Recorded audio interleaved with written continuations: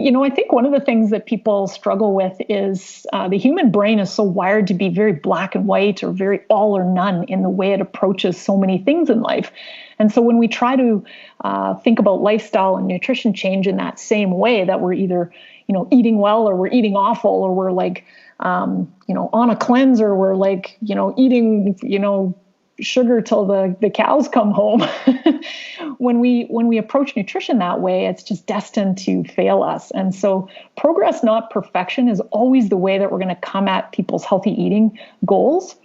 What we know from a habit formation perspective is people often will say, I thought it only takes 21 days to change a habit. And, that is actually false when we look at the nutrition and lifestyle research.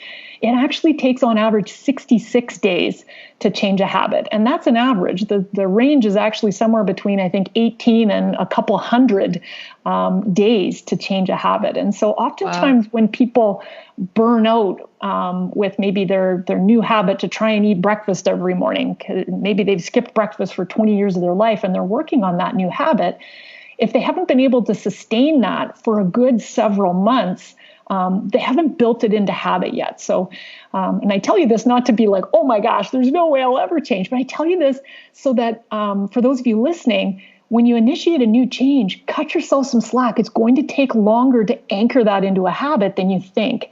And so if you can just stay the course longer than you naturally would want to, i.e. longer than a week or 2 or 3, if you can keep practicing it over and over and troubleshooting when it doesn't go well, get back on the horse and continue on again, that's where we start to see lifestyle shift. It's painfully slow compared to what people anticipate the journey is going to be.